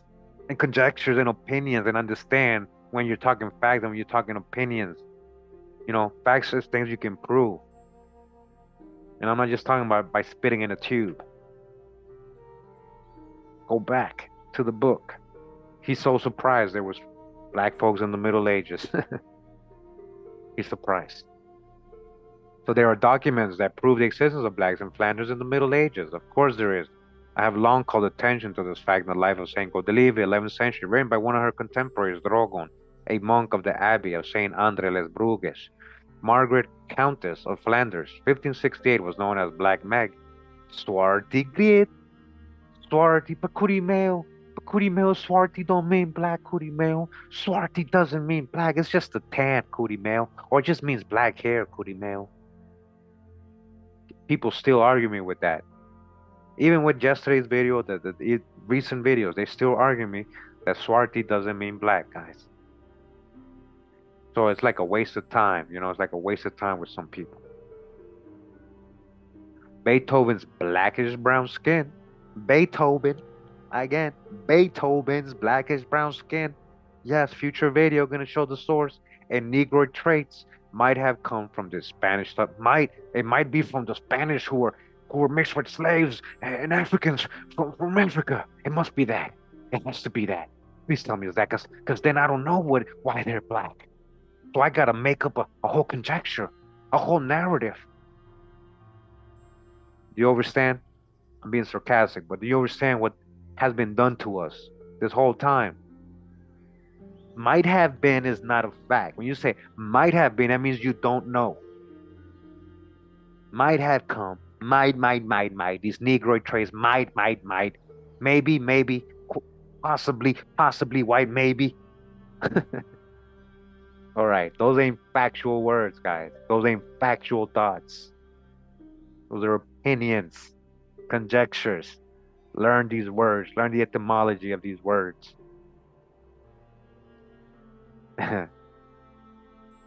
Again, Justin. See, that's again, you know, I'm talking today, guys. So I'm gonna point out certain things, right? And there's nothing to anybody, and maybe you might disagree with me, but and I have these conversations in my private chat with some of my, you know, peoples, right? And just because somebody is black doesn't mean he's automatically an Israelite either, guys. Come on. Edomites, Moabites, Hagarites, Ishmaelites, Canaanites, and all these other nations were so-called black too. So just because somebody is black doesn't mean, oh, he's automatically Judah. Come on, man. That's that whole West African, Pan-African, Afrocentric view of things. And there's 12 tribes, not just Judah. There's 12 tribes. And again, they came in many. If you guys know scripture, if you read scripture, it says scattered to the four corners, a mixed multitude. Shout out to Khan Drop, Abyssinian, which means a mixed multitude. A mixed multitude. Thank you, Pedro. You know, and I hope you guys don't think this is my truth. I'm just trying to talk to you when it comes to research and yeah, wishful thinking. Hey, all blacks are Israelites. Hey, why, you know, yeah, it sounds like a great thought. But the truth is, all skinfolk ain't kinfolk, guys. You gotta really understand that. You gotta really understand that. So, I don't know if you know a little bit more about me, about Beethoven, that you added that he's an Israelite. Maybe. But maybe not. Him being blackish, brown skin doesn't mean he's automatically an Israelite because of that. Okay? But we can give him a benefit of a doubt, huh? All right. Indeed, he was called the Black Spaniard of Bone. All right, Beethoven, the Black Spaniard of Bone. All right, why are they calling him that? His Malay strain might have come in by a Malaysian settlement in Holland. Huh? Future video. We got a lot to investigate here. What you mean? What you mean, Beethoven's Malaysian? Have you guys ever heard of that? Countries as Holland, France, Belgium, England, which have colonies, usually have a considerable number of their dark subjects living in the mother country. Now he's adding, generalizations here. Like he's talking about something else now. We were just talking about Beethoven. Negroes in fairly large numbers are to be found in Belgian seaports, principally Antwerp. I saw hundreds of them. Okay, now he's talking about modern times, but let's see what he's saying. I saw hundreds of them there. Some of them had married Belgian wives and had children. They came principally from the Congo. Okay, so see, I knew he was going to get into some African stuff, guys. He's talking about modern times. I saw people. He's talking about when he wrote this book. Hold up. All right, let's not lose our page. Let's not lose our page. This is from 1968, guys. All right. So he's talking about what he saw in probably before 1968, when he was writing his book in Antwerp. People from Congo. Yeah, people migrate. People migrate. So what? What does this have to do with what we're learning today, guys? What is this part? This is what I'm trying to tell you guys. You just oy vey. Okay, so again, modern stuff. Here you go. You guys can pause it, read it. There you go. Austria. Austria, as was said in chapter 2, was peopled by Negroes in prehistoric times. What Negroes? What Negroes? What type? Are you going to try to say they're from Africa, though? That's what he literally tries to say all the time, guys. This author. But at least he's given us the drop which we can follow up on. That's why I read these books. It's like a book review. We discern the info. We try to make sense of it with the real facts we already know. Much love and respect. Power Inc. Awakening. Thank you. Appreciate it. So, Austria was said in chapter 2 was peopled by Negroes in prehistoric times, all right? Do we have to go back to chapter 2? Hey, we're probably going to do that. He has a lot of the African stuff. We're going to discern it too, but he's letting you know that there was definitely, whether he believes they came from Africa, but there was definitely Negroes in prehistoric times. Evidences of Grimaldi culture have been found there. The most noted of which is the statue of a Negro woman with woolly hair, enormous breasts, buttocks, with large humps of fat, and elongated limbs, all of which are characters of the unmixed Hottentot Bushman race of South Africa. Now you see this? They found an ancient sculpture, right? Artifact in Austria, right? Of a person that he's describing as, woolly hair, enormous breasts, buttocks, and large hump fat. Are you saying that only South Africans fit that phenotype? You see what I'm saying, guys? They want you to think everything Africa. He's Pan-Africanizing you as you read his book. That's why you gotta dodge the hijack big time. That's not the only people that look like that. And we found these same statues over here, guys. Same exact. It's all over the world, actually. It's all over the world. Dedrick, this is what I'm talking about. Exactly. Why does it have to be compared to only the Hottentot Bushmen? This statue, the oldest known sculpture of the human form, was discovered at Willendorf, hence its name, the Venus of Willendorf. It is now in the Vienna Museum. You see, they found that oldest what? The oldest known sculpture of the human is of a Negro person found in Europe, not Africa, Europe. The Tartars or Tatars, Mongolian race, which had a Negro strain, very true.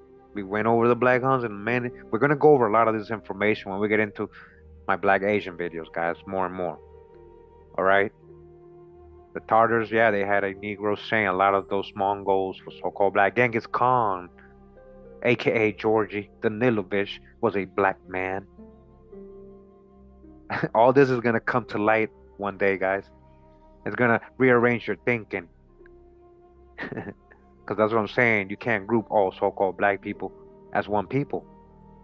Their complexion didn't make them the same people, or their so-called Negro strain.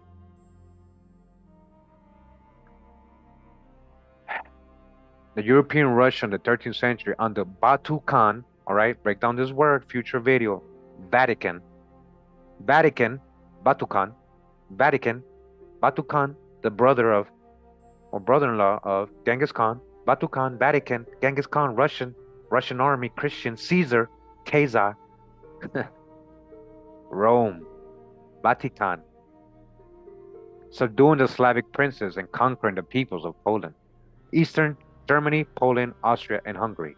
All right, we're talking about phantoms and duplicates in our timeline, bro.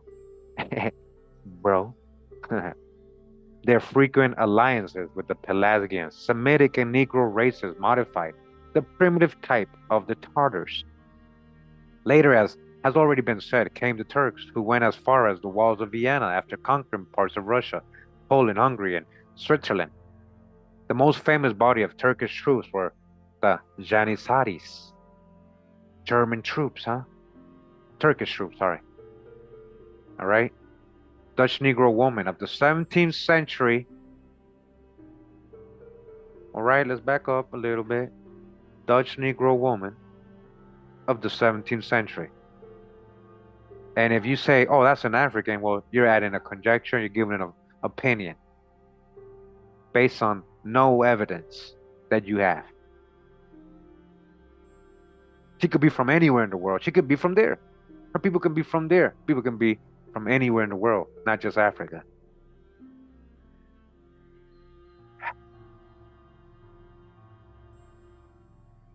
So, where were we? Sorry. There's Turkish troops, right, who were largely Negro slaves of the Sultan. You see how they want to make all the black folks into slaves, right? The Sultan was Negro. What you talking about?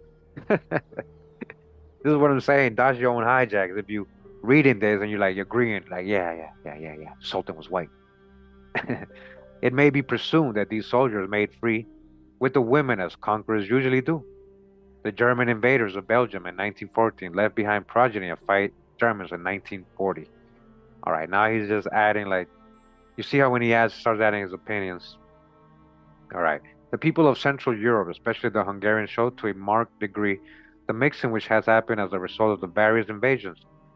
Hating great Austrian composer who was called the Blackamoor, because of his very dark skin, he was called the Blackamoor by others. He didn't call himself that because of his very dark skin. That's why they called him that. Probably.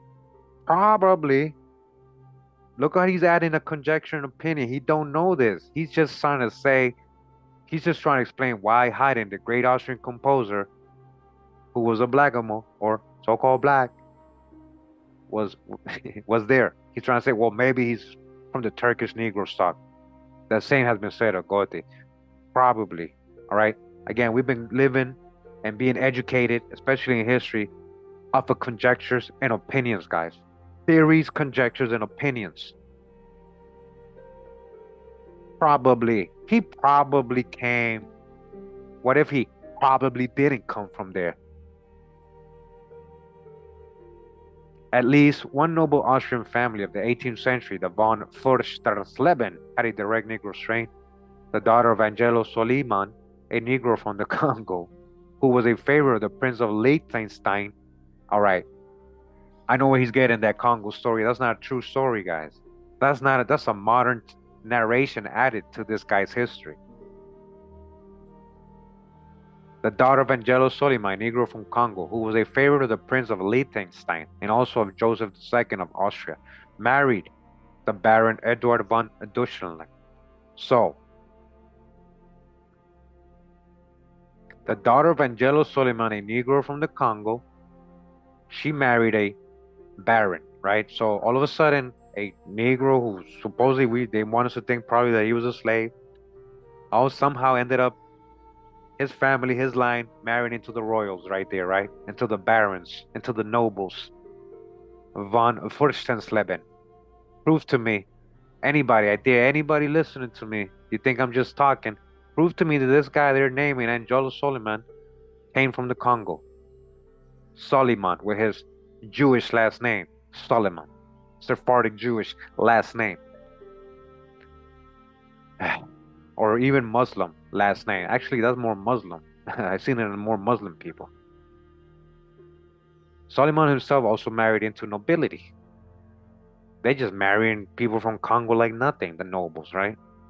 Vienna was also the scene of the triumphs of the great mulatto violinist, George A.P. Bridgetower, whose father was an African Negro and his mother Polish or German. Okay. Bridgetower, okay, see, he has no sources for that part, as you can see, and again, he's just saying he's black. His dad was so-called black, and his mother Polish or German, which he wants us to assume that means white.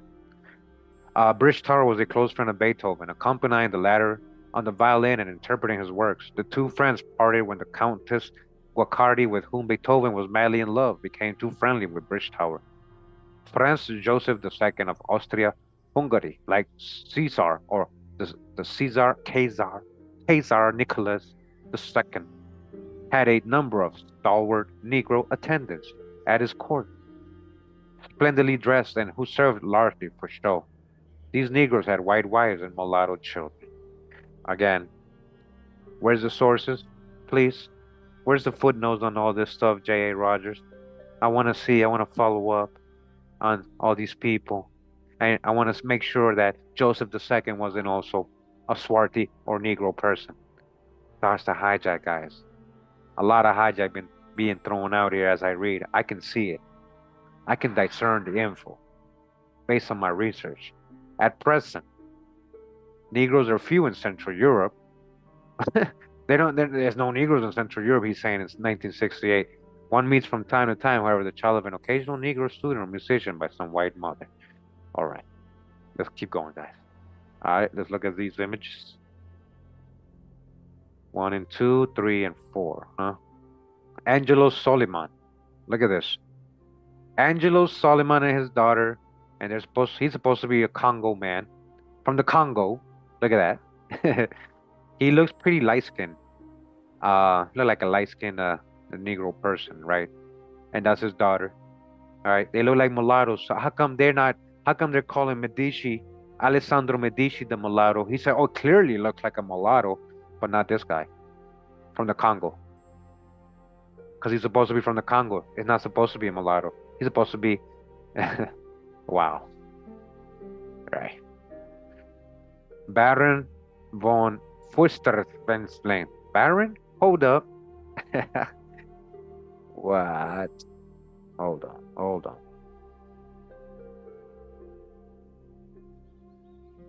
So this is what they're saying to Congo guy, but let's go back to some things we were just looking at.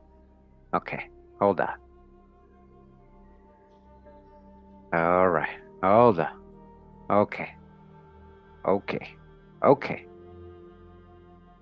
right. Are these all Congo people?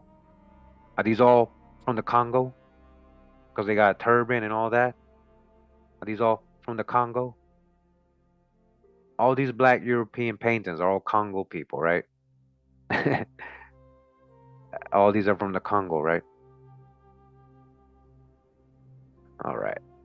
This is what I've been trying to tell you guys. You gotta dodge the hijack.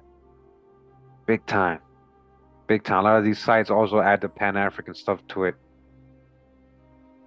So this is Angelos Solimanos.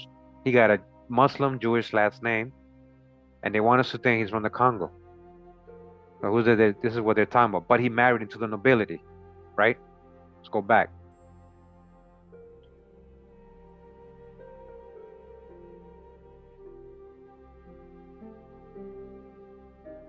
Solomon himself also married into the nobility.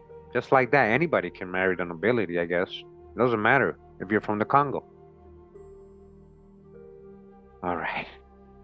So, Baron Edward von number 4, Ras Prince Monolu. Compare him to the Ras Ethiopian, huh?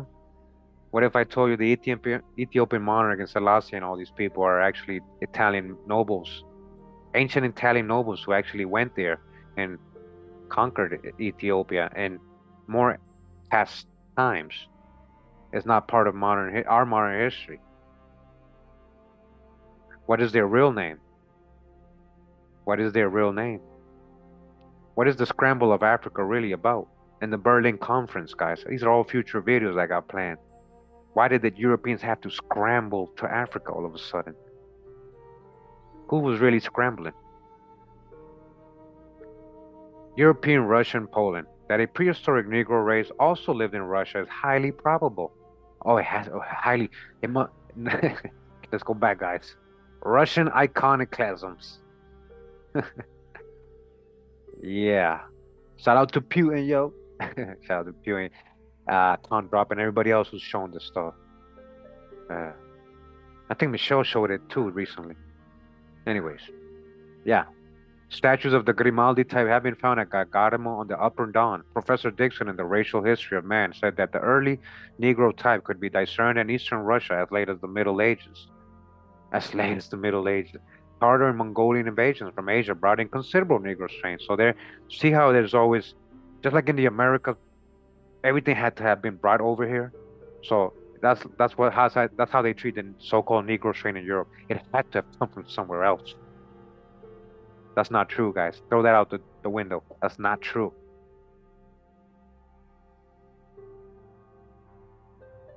So he's trying to say, well, that might be a reason why they're black. Well, the Russians were kind of, yeah. Who's Genghis Khan? Was he really a Mongol? What is a Mongol? Mongol means great empire. Mongolia, the country, was named recently, guys, 1900s or 1800s. Like, these words have a meaning and there's a history behind all this stuff. Tartar Mongolian invasion on Asia brought considerable, supposedly, Negro strain. There's a type of Russian whose skin is white and hair is straight, but whose face is distinctly Negroid. As for instance, Yermolov, who was one of the lovers of Catherine the Great. It was probably this that caused Potemkin, Catherine's principal lover, to call Yermolov a white Negro. Probably, he's just guessing. Princess Murad in her Catherine the Great calls him a half Negro, but Yermolov's portrait shows him a white man with a strongly Negroid face. That's because they whitewashed, dude. Hey, J. Rogers, that's because they whitewashed paintings, man. Do I have to tell you that? You couldn't figure that out in your time? Maxim Gorky came of this stock, and Lenin too. From the 16th century, all right? Who? Lenin. Lenin, we already know. Come on. From the 16th century onwards, and perhaps earlier, hundreds of Negroes were taken into Russia as mascots. As mascots. Now, see how they try to make it into a slavery thing always? Just like supposedly Negroes got to America due to slavery. They were brought there as mascots, really? Are you saying the Russians that were bringing these Negroes from wherever they were weren't Negro themselves? Is that what you're trying to say?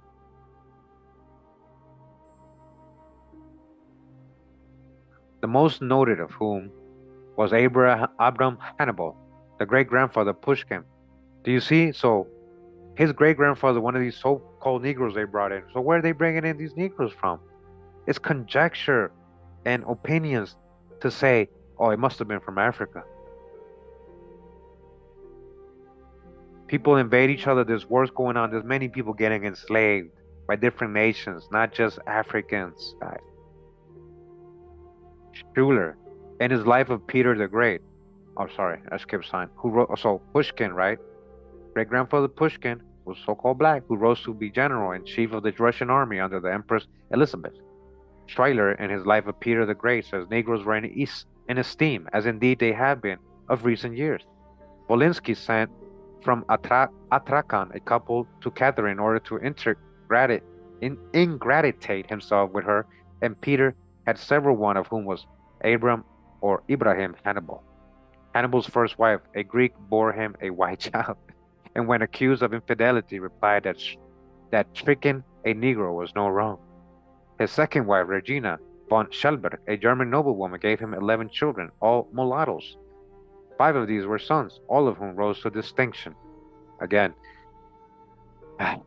where is the footnotes for this one? Come on. Ivan the Eldest was victor over the Turks at the Battle of Navarin in 1770 and governor of the Ukraine. Another Joseph was a naval commander, navigator, whose daughter Nadezhda, married Count Pushkin, who belonged to one of the 31 leading families of Russia. She became the mother of the poet Pushkin, whose descendants have married into the royal families of Germany, Russia, Luxembourg, Italy, and England. Yeah, just talking about black folks. Pushkin's daughter, Natalie, Countess of Merenberg, was married to Prince Nicholas of Nassau. Their daughter, the Countess de Torby, wed the Grand Duke Michael, brother of Nicholas II of Russia. A daughter of the latter union married George Marquess of Milford Haven, great-great-grandson of Queen Victoria. One of Pushkin's sons, General Prince Pushkin, was commander of the Russian troops in Poland in 1890.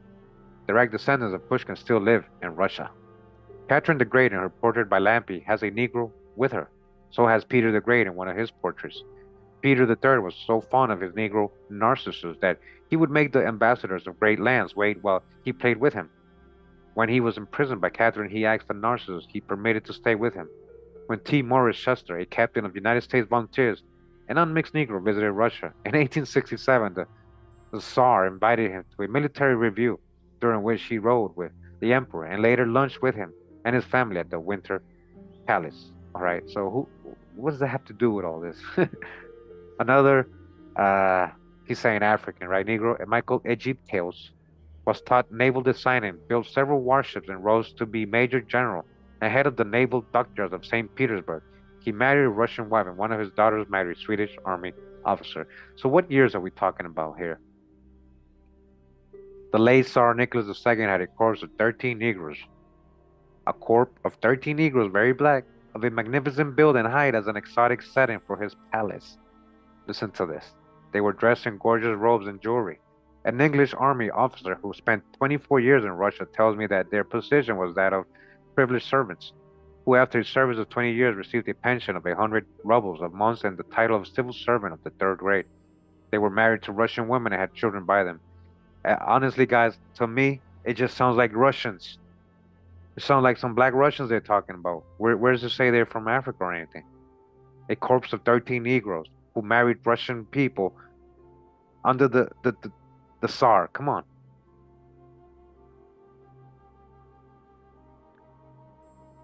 One of them an Ethiopian who had been brought in Africa for 3 rubles by a rich merchant named Kropensky. This child, he said, was reared with all the luxury of Russian upper. So Ethiopian, remember they call him, he was Ethiopian. A lot of times, I mean, he was black. He was Negro. An American Negro, John Gordon, was a member of the. Okay, see, this is very recent stuff, guys. Like, I don't know why am I reading this. Ooh, Negro white in Germany. Uh-oh. Uh-oh. Hey, guys, I'm gonna end it right here. We're gonna continue the next chapters in another installment. It's already been 2 hours. Don't want to start another chapter because I'm gonna probably take long. Very talkative today. I'm gonna stop a lot. But I hope you guys enjoyed the presentation. What information we can pull out, pull out the babies, out the bathwater, pull out the jewels and the diamonds, put it all together with the past research, and you're going to see a bigger picture. All right. Thanks for tuning in, hearing me read. Apologies if I offend anybody at any time. It's not my intention. I want to be real with you guys. I hope you guys eventually see that I was really trying to help everybody understand a lot of history that was left out to us. And hopefully with that help our own misconceptions and biases, prejudices, stereotypes, beliefs, and have a more solid foundation that you can actually prove, a tangible one.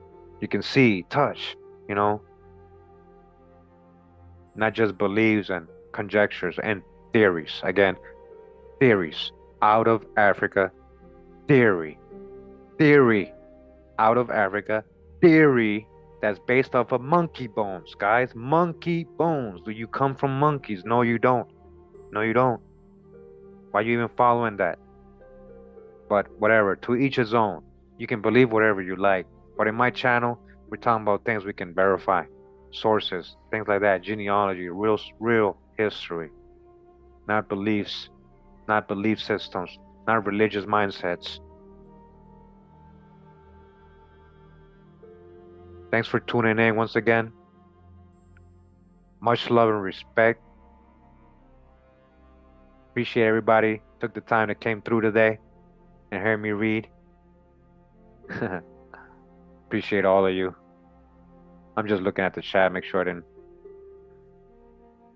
who was here, so I can remember who was here.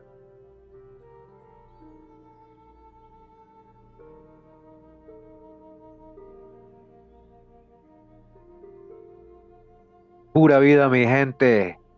Take care, everybody. Much love. Wow, we're going out with Ocelot. Ocelot clockwork. Like clockwork, baby. It's like clockwork. Instrumental. Wow.